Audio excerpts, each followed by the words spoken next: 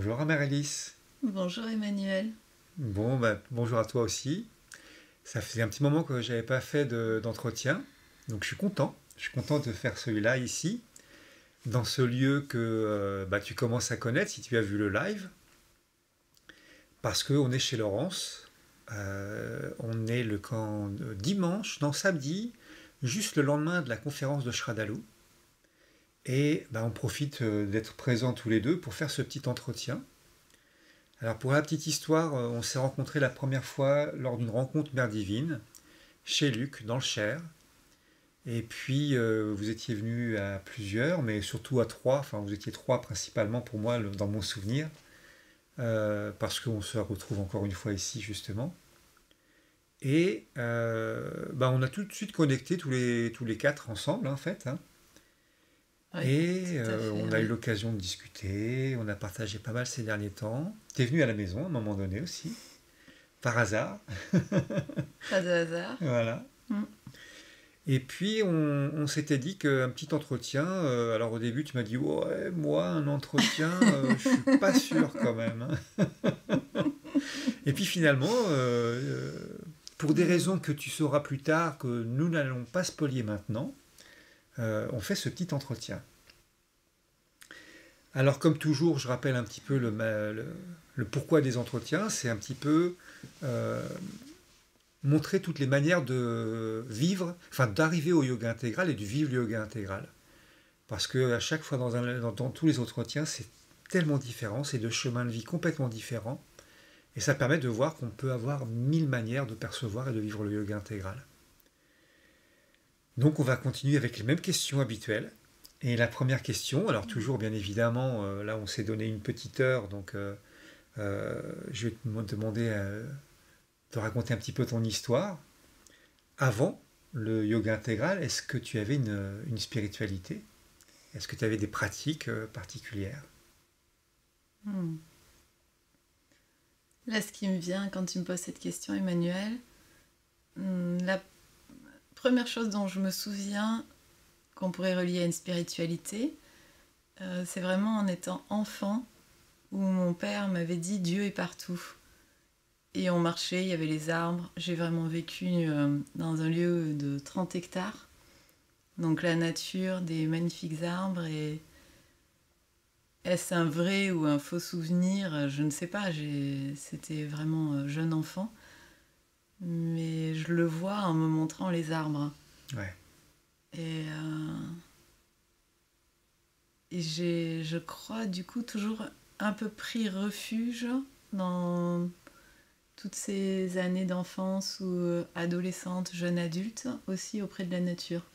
Et oui, parce que si tu as vu le Mm. divin dans les arbres, quelque part, il était déjà dans la nature Ouais. de manière presque naturelle, quoi, en fait. Mm. Évidente. C'est ça. Intéressant. De là à le trouver à l'intérieur de moi, Ah. euh, comment c'est venu ça? Mm. Il y avait ce livre, La petite voix d'Hélène Keddy, qui Hmm. m'a accompagnée quand j'étais adolescente aussi. Euh, Mais ça veut dire que déjà, très jeune, tu avais une conscience de Dieu, du divin, de quelque chose de plus grand, Et quoi. pourtant, on n'en parlait pas plus que ça, c'est-à-dire zéro éducation religieuse. À part ce moment-là, ce bref souvenir que j'ai avec mon père, qui est mort après l'année de mes 8 ans, je n'ai pas vraiment de souvenir. Mais une aspiration. D'accord. Une aspiration. Oui, je souris, je repense aussi à un de mes frères, Jean Gasti-Belza. Je le revois un jour assis sur les marches de l'escalier, en silence, il devait avoir 4 ans. Et je lui demande à quoi il pense, et il me disait je pense à Dieu. Ah, Donc c'était là comme en arrière-fond, quelque part. d'accord. Invisible mais palpable. Tes parents avaient une spiritualité particulière ou... Quand j'étais enfant, pas spécialement, à part ces bribes qui me Mhm. restent. Et après, oui, ce livre, La petite voix, qui est venu sûrement quand j'étais adolescente et que je comprenais avec une certaine conscience. Mhm. Alors, juste rappelle-nous la petite voix. La petite voix d'Hélène Keddy, c'est ses méditations quotidiennes. C'est ça, c'est le petit livre. Il y a les mots, si mon souvenir est... ça fait très longtemps que je n'ai pas regardé, mais je pense qu'elle parle du Seigneur. Et en même temps, il y a cette notion d'un Dieu extérieur et intérieur. Donc c'est intéressant, parce qu'il y a déjà ce début de « je suis cela aussi » qui me parle à l'intérieur et qui est aussi plus vaste que moi.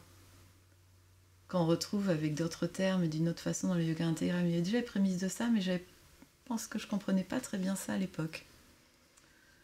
Oui. Et après, ce qui a été très fort et dans lequel je me suis engagée pendant des années, c'est cette démarche de souveraineté individuelle en lien avec la démarche de Guy, ex-Guylaine Langto, qui a écrit La Mafia médicale en 1994. Et donc mon premier stage, je l'ai fait, je fêtais mes 20 ans pendant l'atelier. D'accord. Et ça s'appelait Ma souveraineté individuelle. Est-ce qu'on peut parler de spiritualité ? Quelque part, dans le sens... À cette époque-là, avec Guy, un petit peu quand même. Oui. On n'employait pas ce mot spiritualité comme ça. Mais ça m'a vraiment connectée petit à petit. Je suis passée d'un Dieu extérieur à la notion de l'âme. Et pendant des années, j'ai eu le mantra je m'abandonne à mon âme, je donne carte blanche à mon âme, qui m'a vraiment accompagnée. Et j'ai envie d'écrire une mini-expérience qui me vient là. Je me suis rendu compte à quel point le corps, la matière physique, mon corps, ma matière, était sous tension permanente, comme une sorte de mouvement comme ça. Tendu, à vouloir maîtriser le monde, à vouloir contrôler ma vie. Quand je dis le monde, ma vie, hein. Pas le monde. Je m'entends, mon monde. Contrôler, organiser, avec mon mental. Et en pratiquant ce mantra, je m'abandonne à mon âme. J'ai senti une détente profonde au niveau physique. D'accord. Mais c'est parce que j'ai commencé à sortir à la détente que j'ai senti comment je vibrais et j'étais tendue avant. J'en avais pas conscience du tout. D'accord. Parce que du coup, parce que je connais un peu ton histoire, parce qu'on en a parlé un petit peu déjà. Et l'histoire de justement l'incarnation de ton corps, c'est tout un chemin, si j'ai bien compris. Ah oui. Et là, j'oublie un énorme pan, en fait. Oui. Là, c'est pour ça que je te le ramène dessus. La porte d'entrée aussi, pour moi, pour la spiritualité, ça a été le yoga. Alors, le yoga dans le sens où il y a des postures, mais quand même un yoga particulier, où les postures ne sont qu'un outil pour aller vers la réalisation et l'accomplissement de l'être. Ouais. Donc, ce n'est pas un yoga gymnastique. C'est pas un yoga pour développer des facultés particulières. Je le dirais avec mes propres mots, un yoga de dépouillement. Et ça, j'ai aussi commencé quand j'avais 20 ans aussi. Ouais. Les 20 ans ont été assez... donc, le démarrage, on va dire, le démarrage yoga, le découvert de l'âme. Et dans la même période, j'ai lu Le mental des cellules de Satprem. J'ai absolument pas compris, mais ça m'a plu. Et je l'ai lu et relu des années comme ça, parce qu'il était... ce livre et les livres de Sri Aurobindo, Mère, Satprem, je les ai découverts chez des... Alors, tu vas trop vite en besogne. Je réponds à d'autres trucs. Je te ramène à la première question. Bon, ok, mais c'était concomitant. Oui, disons la première découverte. On ne peut pas dire que je pratiquais le yoga intégral. On est d'accord. Je n'en suis pas là. Parce que je vais te poser une deuxième question dans pas longtemps. Je vais essayer de faire une petite synthèse parce que j'ai cette qualité de me disperser. Dans la même période, du coup, je commence les ateliers de souveraineté individuelle et petit à petit, la conscience de l'âme. Donc, ce qui d'ailleurs, oui, ça se rapproche beaucoup, les deux. Ça fait un équilibre. Qu'est-ce que tu veux dire, là ? Non, je te laisse continuer. Je ne te perturbe plus.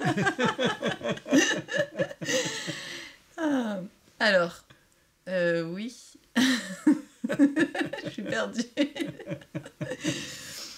Donc, conscience, oui, ce que je voulais dire, conscience créatrice, en lien avec l'âme et la souveraineté individuelle, voilà. Le yoga qui me permet de descendre dans le corps. Et à ce moment-là, je prends conscience que ma conscience flotte, en général un petit peu au-dessus là, de la tête. Et donc, dans les débuts du yoga, je fais le yo-yo. Hop, ça, quand je dis je, cette conscience redescend, je sens qu'elle redescend et elle remonte, et elle redescend et elle remonte. Et mon astreinte, ou ma sadhana, comme on pourrait dire quotidienne, c'est revenir à l'intérieur. Je sais que j'ai à revenir à l'intérieur, mais par contre, je suis tellement peu incarnée et présente dans le corps que je suis éparpillée et j'entends une musique dans la rue, je vais suivre la musique. Je suis comme... ceux qui vont suivre là, le joueur de flûte. Oui. Voilà. Rien peut me perturber et hop, je quitte le corps. Et ma maison, ce corps, est un véritable courant d'air. Donc j'ai des entités qui passent, qui squattent. Un autre thème ça, mais... Ouais. Et pendant longtemps, je comprends pas du tout... ma prof de yoga qui m'accompagne me dit ferme tes portes et fenêtres et tu n'auras plus ce problème là. Et pour moi c'est opaque encore, je n'ai pas accès à ça. Ce qui est drôle si tu veux, parce que dans l'imaginaire ou l'inconscient ou la vision qu'on en a du yoga, on imagine qu'on est dans le corps. Alors que toi, ça va t'aider certainement, mais au premier abord... tu pratiques le yoga tout en n'étant pas vraiment dans ton corps. Ah non, pas du tout. Et d'ailleurs, tellement pas que pendant les séances, je m'endors. On est en train de faire des exercices physiques, je dors. Pendant des années, je dors. Et je me souviens de la première fois où j'ai vraiment senti ce que j'appelle la pesanteur. Et c'était pendant un stage de yoga où j'avais voulu voir qui était la prof de ma prof. Aller à la source un peu. Ouais.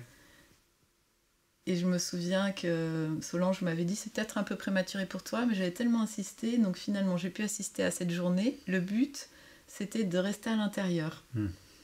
Et pour moi, ça a été costaud. Et la personne qui nous accompagnait était capable de dire où était la conscience. Et donc dès que je commençais à me barrer un peu, et quand je dis je, c'est même pas une volonté d'un je qui veut sortir, ça se faisait en moi.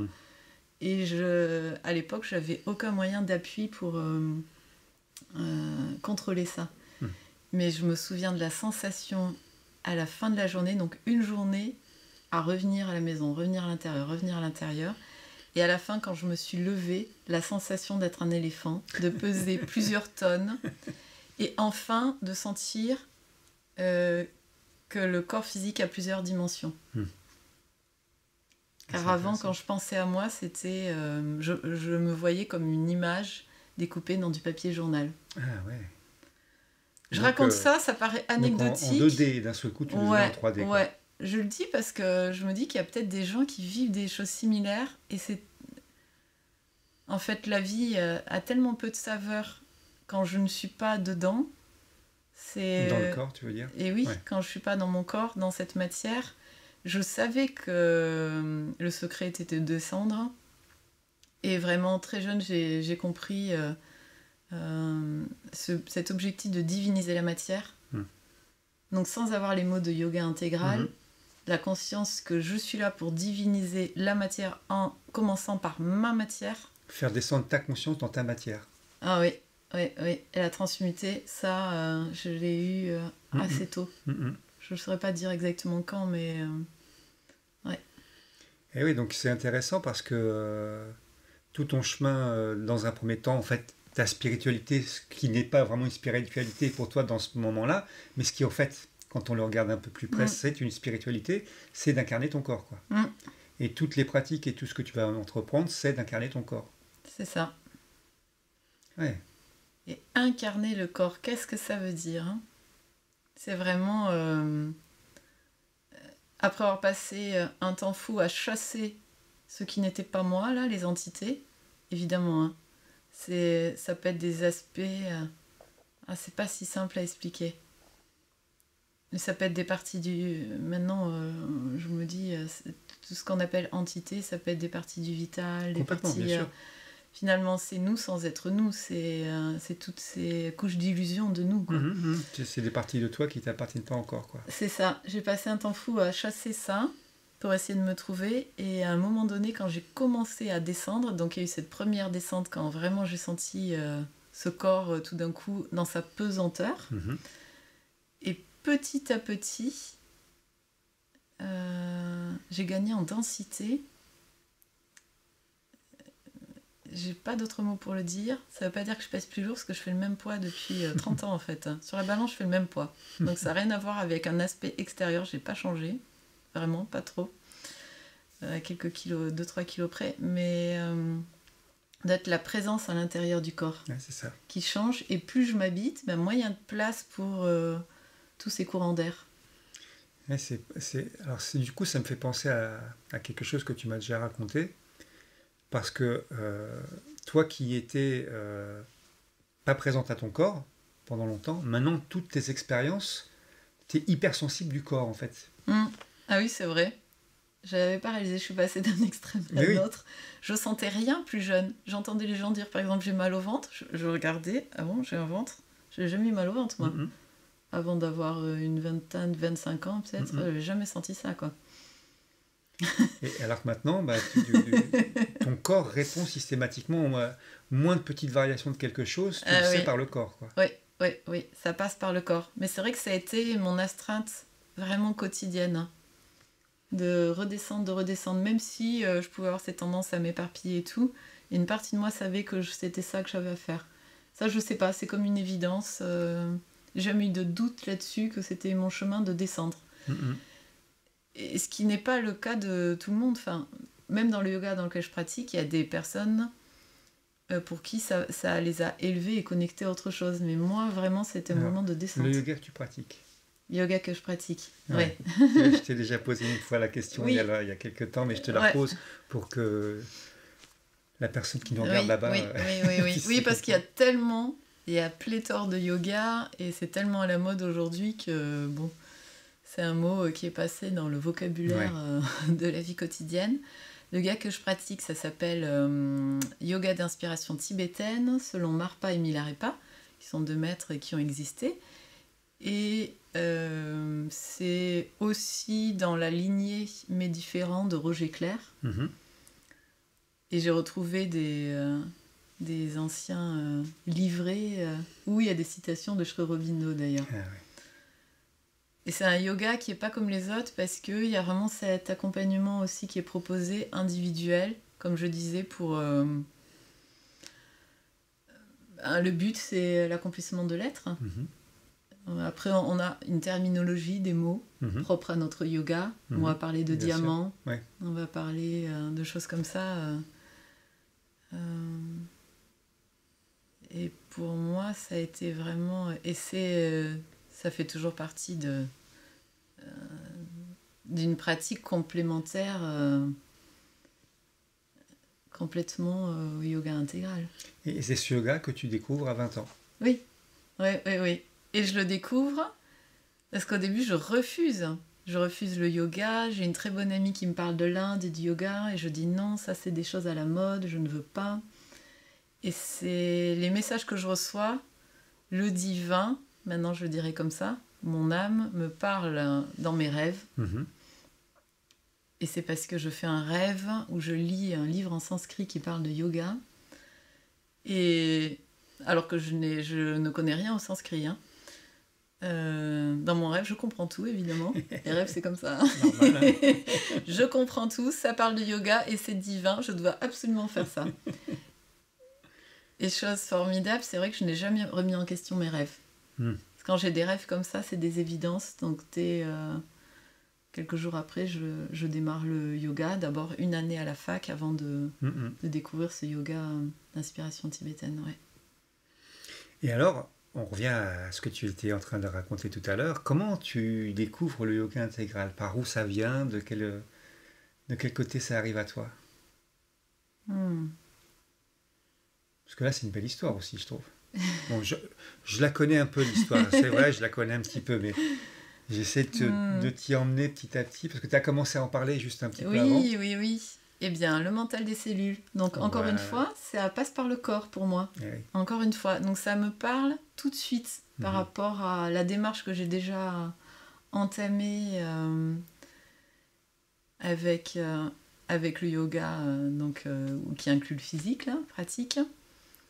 Et aussi la démarche de souveraineté avec Guy au Québec, qui pour moi me parle totalement, parce que quand je rencontre Guy en tant qu'être humain, je vois une femme qui bûcheronne son bois, qui rend accessible des choses complexes, et où ça s'incarne dans la matière. C'est pas des paroles en l'air. Et donc moi j'ai besoin de concret, de physique. Je suis déjà trop perchée, j'ai envie de descendre. Donc la rencontre avec Guy, ça m'aide. Et le mental des cellules, donc quand je dis que je comprends rien, c'est peut-être pas ça. C'est peut-être faux de dire ça. Je sens un appel quand même. Oui. Mais je le lis et je le relis. Parce que chez ses amis, ces livres-là sont précieux pour eux, donc c'est pas des livres que je peux emprunter. Chez ses amis, justement. Ouais. C'est qui ses amis? C'est Claudio et Véronique. Et donc je suis à ce moment-là étudiante à Toulouse, et le week-end je vais chez eux régulièrement, et ça m'inspire aussi parce que c'est un couple et ils n'ont pas d'enfants. Et dans la même période, je rencontre aussi un autre couple, Brihaspati et Vrinda Priya, qui créent des choses ensemble, qui transmettent la médecine ayurvédique, et pareil, qui n'ont pas d'enfants, qui vivent le couple d'une autre manière. Donc ça m'inspire aussi. Ces êtres-là m'inspirent. Et du coup, ils ont une bibliothèque. Voilà, et c'est là que je lis ça, et je lis après, parce que j'ai choisi celui-là à moi-même, ils m'ont conseillé des biographies. Ouais. Donc je pense que j'ai dû lire, je me souviens plus très bien, parce que c'est il y a quand même pas mal d'années, biographie de Satprem. T'avais 20 ans à peu près Oui, dans ces eaux-là. Ouais. Oui, voilà. Parce que ce que tu dis pas, c'est que tu pouvais lire ces livres que... Oui, que chez eux. Si, c'est ça, je pouvais pas les emprunter. Voilà. Oui. C'est pour ça que je lis et je relis. Ouais. Parce que j'ai jamais le temps de le finir, et quand je reviens, je comprends pas très bien où j'en suis, donc je redémarre avant. Et oui. Et tout en lisant, je fais ces expériences dans le corps. Parce que comme dans ce yoga, j'ai appris très rapidement que c'est illimité à l'intérieur du corps. Ouais. Je plonge à l'intérieur, et là je me dis, mais aucun voyage ne va aussi loin que cette plongée dans le corps. Je me souviens que c'est chez ces amis-là, je fais ces expériences aussi de m'allonger et de descendre à l'intérieur, tout en ayant ces lectures. Ouais. Est-ce qu'on peut dire que je pratique le yoga intégral ? Je sais même pas que le mot yoga intégral existe à l'époque. J'ai même pas cette terminologie-là. Tu prépares la chose, en tout cas.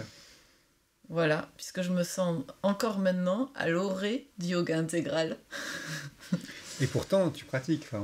Oui. En discutant un petit peu ensemble, c'est une évidence. Mais mettre les mots, au fond, est-ce que c'est nécessaire ? C'est ça, puisque c'est encore une boîte, finalement. Mais le mot intégral me parle de plus en plus, et je l'appréhende vraiment autrement aujourd'hui. Oui, parce que tu as quand même lu un certain nombre de bouquins quand tu étais là-bas. Et puis tu en as lu d'autres aussi. Et après, l'agenda avec Arnaud, avec mon compagnon, pendant des années, tous les soirs avant de s'endormir, nous lisons l'agenda. Et vraiment cette sensation que l'agenda s'écrit au fur et à mesure pour nous. On échange et l'agenda nous répond. Ça, c'est puissant. Ça fait un peu la même chose avec les livres de Sri Aurobindo, mais c'est vrai que l'agenda, tu as l'impression qu'il s'écrit au fur et à mesure que tu le lis, quoi. Donc, ça, c'est puissant. Ah oui. Donc tu connais le yoga intégral, tu connais Mère, tu connais Sri Aurobindo, tu connais Satprem, quoi. Connaître. Non, mais tu as plongé un peu dedans, quoi. Tu as navigué dans 13 Je m'identifie à Satprem quand je lis toutes ces difficultés au départ dans l'agenda. Oui. Ah oui. Et après, le livre... Ah oui, non, c'est pas maintenant. Je réponds à une autre question. Et quand même, c'est ce que je lis. Oui. Je sais même plus si je lis après ou pas la trilogie de Mère. Ah oui. C'est un livre important pour toi. Mais c'est pas grave, je te reposerai la question tout à l'heure, tu as le droit d'en parler maintenant. Un entretien pas orthodoxe, c'est bien aussi. Alors, c'est quoi la question là déjà? La question, c'est comment tu es arrivé au yoga intégral? Et alors, vraiment, pour le nommer yoga intégral, Bah déjà, à 20 ans, tu lis des bouquins et donc tu es déjà un petit peu mhm. attiré, disons, il y a un petit appel, une petite compréhension Oui, oui. d'un certain chemin. Tu as peut-être une affinité avec cette prème avant de commencer, non? Ou Ça se fait en lisant. ça se fait en lisant? En lisant Ouais. c'est plus tard, ça, en lisant l'agenda. C'est Mm-mm. plus tard. Mhm. Mais cet aspect de. Vraiment de descendre dans le corps et diviniser la matière, ça, c'est présent depuis Ouais, très très depuis le longtemps. début, ouais. Bah oui, Très parce que longtemps. pour toi, le corps, c'est quand même ton chemin de découverte de toi-même. Donc, ça fait sens que par le mental des cellules, plus le yoga, plus Mm. l'expérience. Mais alors, du coup, où tu places ton âme après dans tout ça? Dans toute cette exploration-là? Tu veux Quand... dire comment ça évolue ma relation Ouais, avec mon âme? ouais. Parce qu'à un moment donné, tu commences à toucher un peu plus ton corps. Oui. Est-ce que tu as eu un événement qui t'a permis d'enfin incarner ton corps? C'est pas un événement, c'est plein. C'est plein, C'est plein. c'est progressif. C'est pas un truc à un moment donné qui fait que tu es Non, dans ton corps, c'est progressivement non, tu rentres dans non, ton non. corps. Vraiment très progressivement. Et puisque la première fois, c'était ça, vraiment la première fois dont j'ai conscience, c'était dans le yoga. J'ai vraiment senti la pesanteur, le contact des pieds au sol. Et ce qui m'a beaucoup accompagnée, et, je pense que c'est pour ça que j'ai été attirée aussi par ces pratiques, c'est la danse. Ah, Du coup, là, il y a une phrase qui m'a marquée. Donc la danse, quelle sorte de danse? C'est la biodanza, mais ça aurait pu être peut-être autre chose. Ça a été cette forme-là. À un moment donné où la personne qui me supervise m'accompagne et me dit de quoi as-tu peur en déposant ton corps sur la terre? Hmm. Et là, ça change complètement ma pratique. Tout d'un coup, je peux me déposer. Alors que ça, plus le yoga, évidemment, plus tout le reste. Mais avant ça, je suis quelqu'un qui décolle facilement. ouais, Je touche à peine le sol. Je marche, mais j'étais un peu... tu flottes. Ouais, voilà. Et là, je peux descendre. Donc ça, c'est toujours en lien avec le corps. Ouais. Si tu regardes bien ton histoire finalement. Oui, oui, toujours, toujours. Et même dès le départ, que je fais cette pratique qui me plaît, de danser, je me dis, peu importe la forme extérieure, ce qui compte, c'est ce que ça va m'apporter, c'est cette connexion. D'accord. C'était la biodanza, mais ça aurait pu être, je sais pas, du tai chi, ça aurait pu être... Donc en fait, ce qui te poussait vraiment, je veux dire n'importe quoi, de c'est la comme boxe, moi si ça je ton crois pas, corps mais... petit à petit te disait, attends, viens, on va explorer encore un truc un peu plus corporel, quoi. Ouais, ouais, ouais, ouais, ouais. Ok. Ah oui. Et alors, donc ça t'amène une dimension différente alors, petit à petit, de danser. Oui. Eh Oui. ben oui, oui, oui, oui. Ça, Mais tu continues à lire un petit peu à cette époque-là ah ben oui, toujours? l'agenda, tout ça, oui, oui, Ah ouais, oui. c'est Oui, toujours dans l'agenda, ça se lit sur des années, Oui. puisque c'est des petits bouts le soir avant de s'endormir, donc c'est pas des lectures qui durent des heures. Oui, surtout pour les Et à personnes qui ne voix connaissent haute, hein. pas, l'agenda, c'est 13 volumes Ouais. sur plusieurs années, donc Mhm. oui, c'est une aventure. Oui, oui, oui, mais c'est sûr que du coup, j'ai pas une vie qui a été basée sur la sexualité, des choses comme ça, parce que lire Ouais. l'agenda avant de s'endormir, Ouais. bon, bah, ça met dans un certain état vibratoire. Ouais. Qui fait aussi un sommeil différent. Ça m'intéresse aussi d'être plus consciente dans le sommeil, je fais des expériences comme ça. Mettre plus de conscience dans ma vie, ça c'est quelque chose qui On en revient tout le temps systématiquement au corps finalement. me tient à cœur. Ouais. Parce que là, tout à l'heure, on mangeait avec tout le monde et puis tu nous as raconté une histoire à propos de la nourriture et du gluten que tu pouvais plus manger et que tu as fait des tests sur les aliments pour arriver à trouver les aliments que tu pouvais manger. Donc c'est encore une manière d'explorer le corps, ton corps, comment il réagit en fonction des... Je veux bien que tu racontes cette petite histoire-là aussi. Elle est intéressante justement. Il y a tellement de choses à dire. L'alimentation, je trouve que c'est vraiment une porte d'entrée. Waouh. énorme dans l'exploration du corps et de la conscience. Enfin, c'est presque illimité. Complètement. Ça, c'était en 2015. J'ai été très malade au point d'être alitée, de plus pouvoir quasiment me lever seule à peine, plus pouvoir m'habiller, me laver. Et il n'y a plus rien qui passe au niveau alimentation, c'est-à-dire que j'ai la nausée tous les jours à ce moment-là. Et je perds du poids, je m'affaiblis. Et plutôt que d'aller chercher des réponses à l'extérieur, des régimes, des machins, des conseils, parce que ça, il y en a des milliards, et il y a plein de bons amis qui vont être prêts à dire « si j'étais toi, je ferais ça et ça ». Non, c'est pas du tout une aide. J'ai vraiment fait l'expérience de goûter une chose à la fois. Donc c'était une carotte cuite à la vapeur. Ok, ça passe. Et un autre jour, ça va être... je sais pas, une pomme de terre. Et là, j'ai l'envie qui vient. J'étais végétarienne, on va dire quasiment de naissance. C'est pas qu'on était végétarien dans ma famille, mais on mangeait très peu de viande. Et surtout, on avait cette conscience que c'était important de savoir d'où venait la viande. Ouais. Alors, je suis pas vraiment végétarienne, mais quasi 100%, on va dire. Parce que connaître l'origine de l'animal, quand on mange à la cantine à l'école... Désolée, mais on ne nous explique pas trop d'où il vient. Je ne le connais pas, donc je n'en mange pas. Voilà. Et là, j'ai envie... Et pareil pour le poisson, j'en ai quasiment pas mangé. Et la première envie que j'ai eue, c'était du poisson. Ah ouais. Et au début, j'ai pas osé... Bon, là, on rentre sur un sujet particulier, mais je vais le partager. Même moi, j'ai pas osé l'accepter. Je me considérais comme une personne végétarienne. Et donc, je me suis dit, ces pensées vont me passer. Et le lendemain, ça revenait. Donc j'ai fini par en parler à mon compagnon, parce que moi, étant quasi alitée tout le temps, là, je ne pouvais pas faire une action d'aller acheter du poisson. Hein. Je lui ai dit, j'ai envie de poisson, j'ai envie de saumon. Du poisson bien gras. On n'en avait jamais cuit tous les deux, on l'a mis au cuit-vapeur, pareil. Donc pas du tout grillé. Hein. Et ce qui me faisait le plus envie, c'était la peau du poisson. Ah ouais. Voilà. C'est surprenant quand même. Et la première fois que j'en ai mangé, là, dans ce moment-là, je m'en souviens, j'ai fait un rêve d'un poisson énorme qui fait comme une danse ou un saut, je sais pas. Ouais, intéressant cette histoire, je trouve, parce que du coup,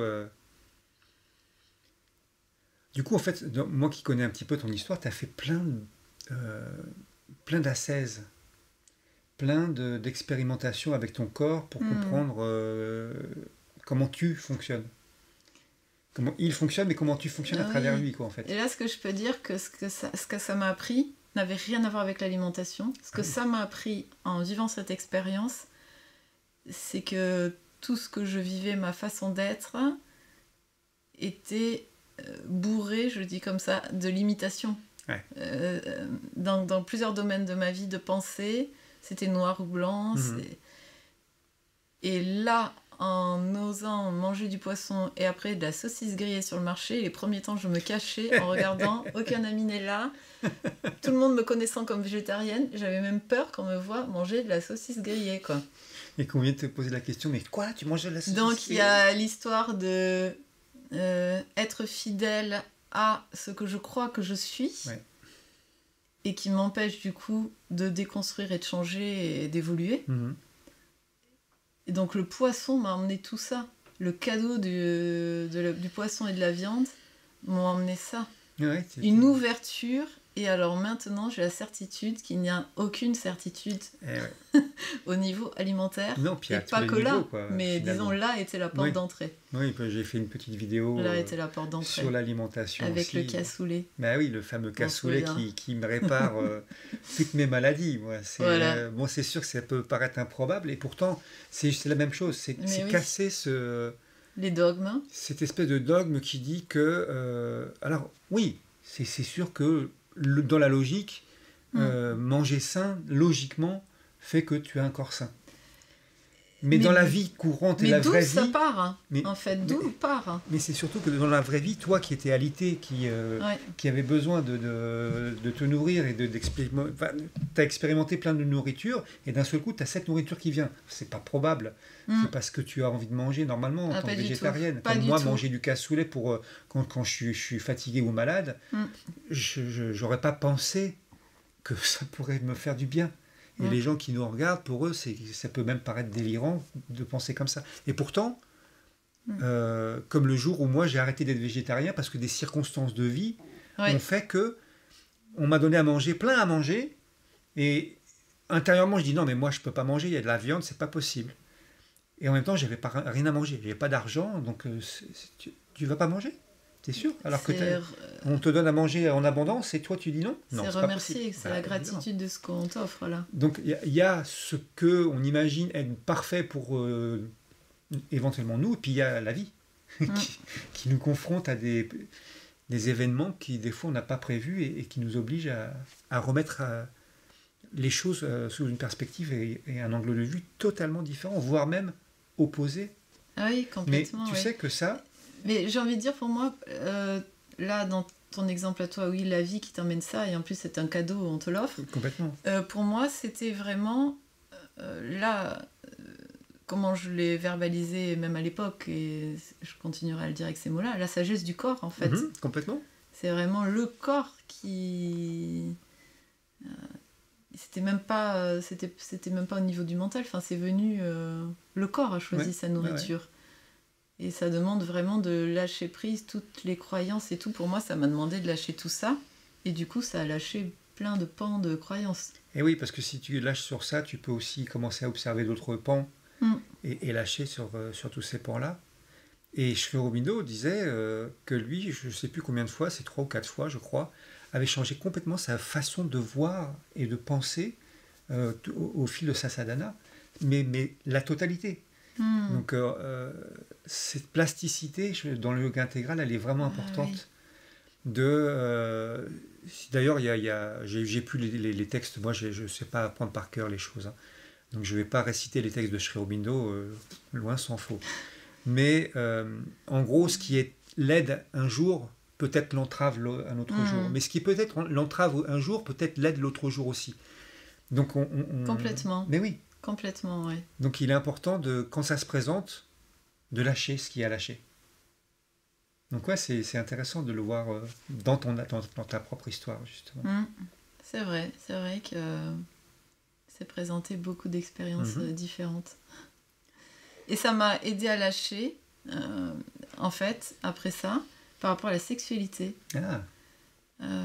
Ayant ces modèles aussi de personnes, je sais pas si... des personnes qui vivent en couple et qui œuvrent ensemble avec chacun sa chambre et ayant lu aussi voilà, dans différents ouvrages, pas que dans Sri Aurobindo, qu'à un moment donné la sexualité est à lâcher. Dans les stages avec Guy au Québec, on en parle aussi. Donc assez jeune, je décide d'arrêter complètement. D'accord. Mais je décide à partir de là, évidemment. Oui. Ben oui. Et ça fonctionne pas. Non, je confirme. Ça fonctionne pas. Mais du coup, il y avait toujours un certain contrôle dans ma vie par rapport à ça. Et en lâchant l'alimentation, le contrôle par rapport à l'alimentation, en ouvrant et en faisant ces expériences, là, ça m'a emmené des expériences nouvelles aussi. Et à accueillir cette partie-là de moi et du coup, à descendre un niveau plus bas dans mon corps, à accueillir le bassin, la ceinture, on appelle ça la ceinture dans notre yoga, mais descendre tout ce qui est au niveau instinct, accueillir ça. Et pouvoir le reconnaître, parce que finalement, comment transmuter quelque chose dans lequel je ne suis pas passée. Mais oui, c'est difficile. Donc moi, j'ai vraiment l'impression d'être descendue comme ça, par étage. Mais en fait, c'est le processus même du yoga intégral, ce que tu racontes là. C'est que on commence par le mental, le pacifier, on arrive dans les émotions, pacifier, puis dans le vital un peu plus bas, dans les désirs, on pacifie, et puis on arrive aux portes du corps, quoi. Je schématise rapidement, mais il y a plein de vidéos sur la chaîne pour pouvoir aller voir plus loin. Mais en fait, tu as fait juste ce processus-là. Donc c'est pour ça que tout à l'heure, juste avant de commencer, tu me disais, mais est-ce que je pratique le yoga intégral? En écoutant l'histoire, en fait, qu'on y mette des mots ou pas, tu étais déjà dans l'exploration et la descente pour retrouver ton corps. Mais c'est même le principe même du yoga intégral, retrouver le corps en conscience. Et une fois qu'on a retrouvé le corps en conscience, on commence à travailler dessus. Donc, oui. Oui, complètement, oui. Complètement, et il y a tout l'aspect dévotion, bhakti yoga. Donc là, j'ai 22 ans quand je fais un voyage en Inde. Donc c'est suite à ce oui au yoga et cette rencontre avec la médecine ayurvédique. Mon amie Marie-Laure qui a toujours rêvé d'aller en Inde et nous partons en Inde. Et je dis oui, c'est une évidence et je comprends même pas la raison. On me parle de l'inauguration d'une université. Donc moi je suis à la fac, j'étudie les lettres modernes. Donc pour moi université c'est l'équivalent de ce que je connais en France. Et j'arrive là-bas à Manipur, dans un état particulier de l'Inde, à côté de la Birmanie, pour l'inauguration d'un temple dédié à Krishna. Quelque chose d'assez rare parce que des temples, il y en a des milliers en Inde, hein. Et pas qu'en Inde, mais là-bas, il y en a des milliers. Et arriver pour l'inauguration d'un temple, on arrive même tellement tôt que les travaux ne sont pas terminés. Et je contribue avec des dizaines d'Indiens à embellir ce temple, à faire des colliers de fleurs et à toute cette préparation. Donc vraiment, c'est karma yoga et bhakti yoga, mais il y a on chante toute la journée. Donc ça, c'est les mantras Hare Krishna. On chante, je cuisine. Et donc dans toute cette période, je lis aussi des livres. Je lis Le Nectar de la Dévotion, Srimad Bhagavatam, la Bhagavad Gita. Ça m'est revenu il n'y a pas longtemps, j'avais oublié ce pan-là, puisqu'à un moment donné, j'ai tout balayé. Mais ça m'a apporté... Ça t'a apporté ce côté dévotion. Ah oui, que j'ai beaucoup aimé. Tourner ton cœur vers le divin. Oui, quoi. oui. Et là, j'avais une énergie. Je me souviens que je dormais quelques heures. À 3h30, hop, les premières prières commençaient. Et c'était chanter et danser en même temps.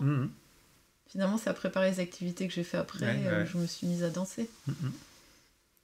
Tout le corps était dédié à ça. Ouais, dis donc, hein, cette histoire du corps était intéressante, quoi. Mais alors, j'arrive à une troisième question, c'est qu'est-ce que ça a changé dans ta vie, le yoga intégral? Parce que du coup, ça a changé beaucoup de choses, quoi. Du coup. Oui, mais du coup, je sais pas trop bien quand le situer. Comment et comment même. Mais parce que en fait, yoga intégral, je comprends le mot maintenant, tu vois. Je vais changer la question pour le compte.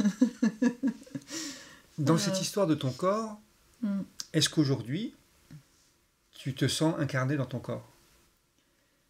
Alors oui, je n'ai pas dit oui direct et franc, parce qu'il y a encore des expériences récentes où je peux en sortir et revenir. Enfin, mais déjà, je reviens. Oui, c'est ça. Disons que tu as une notion un peu plus concrète de ton corps maintenant. Je comprends mieux, oui. Et je comprends mieux comment ça se passe. J'arrive à voir, quand je pars, il y a une partie de moi qui arrive à être consciente si j'en sors. Alors que beaucoup plus jeune, je ne savais pas tout ce qui se passait dans ces procédés. Et à chaque fois que je suis revenue, c'est un réengagement dans cette incarnation, dans ce corps, dans cette matière. J'appelle comme ça ma matière, à être ici, à œuvrer ici, et à chaque fois comme un bout en plus qui revient avec moi. Ouais. Alors qu'est-ce que ça veut dire, un bout en plus? Je sais pas vraiment comment le formuler. T'es pas obligé. Parce qu'il y a deux mouvements en fait. Je fais ça qui revient, et en même temps c'est ça qui s'étend. Et ça, qu'est-ce que c'est ça? C'est vraiment l'être véritable qui prend plus possession à l'intérieur et en même temps qui descend. Donc il y a ce double mouvement, ça j'ai vraiment conscience de ce double mouvement de l'intérieur et de l'extérieur. Et à un moment donné, intérieur-extérieur, c'est... En fait, c'est des mots humains, des mots humains pour expliquer quelque chose qui... Je ne sais même pas si on peut dire intérieur-extérieur. Non, finalement non, parce que c'est juste Une image. ouais, ou une image ou une manière d'exprimer des choses avec des mots, on va dire.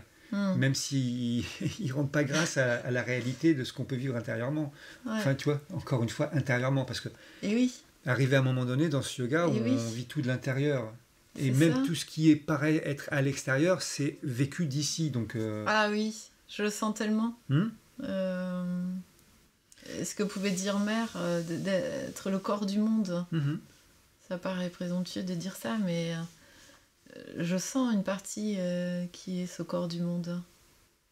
C'est intéressant ton histoire et ce petit entretien finalement parce que il y a deux choses qui sont bien clairement le yoga intégral que tu exprimes à travers ton histoire. C'est la découverte de ton essence, la mise en avant de cette essence et ton corps. Et ton essence dans ce corps, avec les énergies qui vont avec, c'est-à-dire le vital, mais aussi les pensées. Et parce que toi, tu viens de tout là-haut, au tout départ, et donc maintenant, tu inclus tout. Ouais, c'est vraiment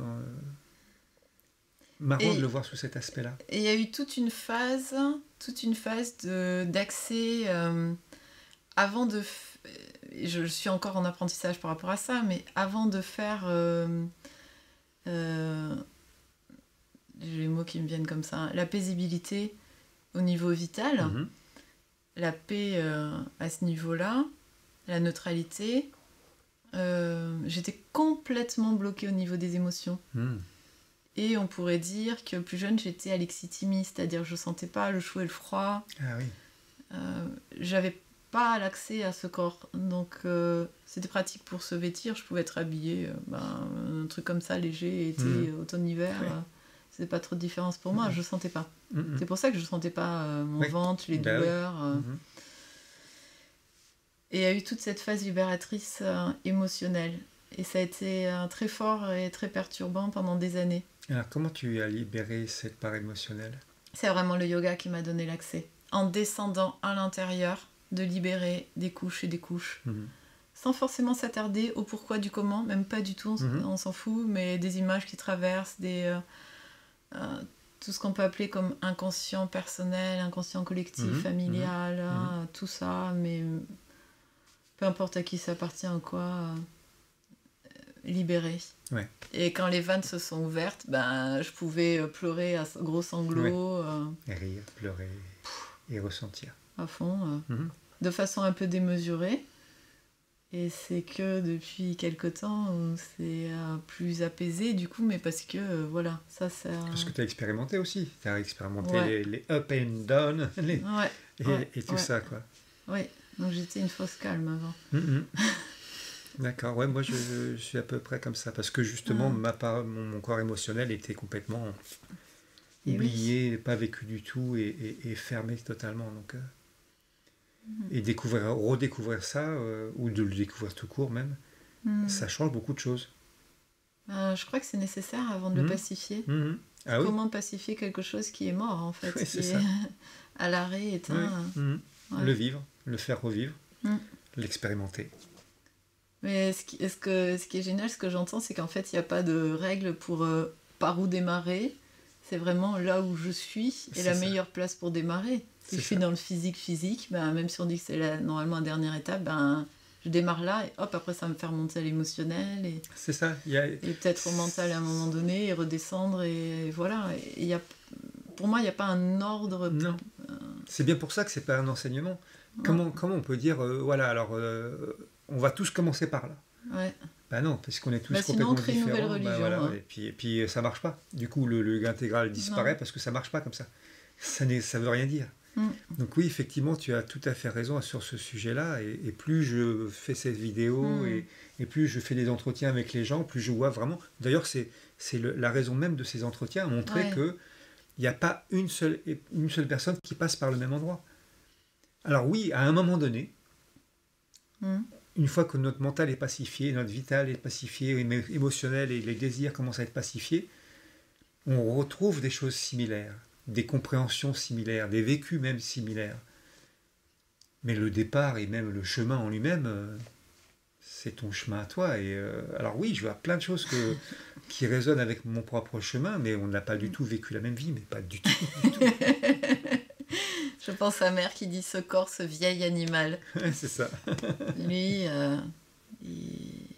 c'est le dernier à changer. Il y a une période avec Guy dans les ateliers, pour parler du corps, on parlait de sac de peau. Oui, oui, bah oui. Je m'étais appelée comme ça, sac de peau. Bah oui, parce que il n'y a pas tellement grand-chose de vivant à un moment, enfin avant d'en être un peu conscient. Bah, avant de diviniser cette matière et de la rendre vivante, On arrive à peu près à 1 heure là. c'est pas mal, hein? C'est bien, hein. Du coup, je vais quand même te poser la dernière question, même si tu as un petit peu déjà répondu. Est-ce qu'il y a un livre que tu aimerais conseiller aux gens pour rentrer dans le yoga intégral qui t'a, toi, aidé beaucoup dans le yoga intégral? Oui. Alors moi, le livre qui m'a le plus parlé au départ et que j'ai lu et relu, c'est L'Espèce Nouvelle. Donc c'est le tome 2 de la trilogie de Mère. Alors oui, il y a 3 tomes. Ça commence par le matérialisme divin, l'espèce nouvelle et la mutation de la mort. Et moi, c'est vraiment celui-là. Rien que le titre. Enfin, tout est là déjà. Bah l'espèce nouvelle. Hein. Vu que c'est ça qui m'intéresse. Ouais. Voilà. Et vraiment, ce livre, la sensation à chaque page de l'avoir déjà lu. Ouais. Je m'étais même dit, peut-être que je mets le marque-page au mauvais endroit. Donc je vais noter le numéro de la page pour vérifier. Ouais. J'ai l'impression de retrouver, de reconnaître tous les mots. Et je l'ai vendu plein de fois. Ça veut dire que je l'ai toujours neuf parce que j'avais dans ma bibliothèque et comme je le conseillais, les personnes me disaient tu l'as pas? Bah si. Donc je vendais mon unique exemplaire, je le rachetais, je le revendais, je le rachetais, voilà. Ouais, c'est toujours le même mais renouvelé. Moi j'ai fait un peu l'inverse, tu vois, avec l'aventure de la conscience. J'ai gardé mon exemplaire du départ qui m'a... Mais toi tu fais des notes, non? Oui, parce que je corne, c'est pas bien, je sais, mais moi je corne. Non, moi non, c'est pas possible. Et je surligne avec mon crayon à papier. Ah oui, non mais c'est mon livre, et j'en fais ce que je veux. Mais du coup, j'en rachetais, moi, parce que ce livre m'a tellement marqué, l'aventure de la conscience, que dès que j'en trouvais un pas cher, je l'achetais, et j'en avais toujours 1, 2, 3, 4 fois, parfois chez moi. Et dès que quelqu'un avait un tout petit intérêt pour le yoga intégral, ça a l'air intéressant, tiens, c'est pour toi, je te le donne, et voilà. Mais je l'ai offert aussi, celui-là. Et aussi, mais c'est très différent, toutes les compilations de Dalal, j'adore. Ouais. Mais ça parle ou ça parle pas. Et c'est pas pareil quand c'est une compilation, parce que c'est des années différentes. Des fois, il y a le texte de Sri Aurobindo, des fois, c'est des entretiens de mère. La voix ensoleillée, quand même. Et bon. Il y en a d'autres qui en parlent. Écoute, c'était un bel entretien. Il est parti dans plein d'endroits différents. Ouais, voilà. Et c'est ça qui est bien, justement. Je te remercie vraiment pour ce bon moment de partage. Et puis merci à toi de nous avoir écoutés.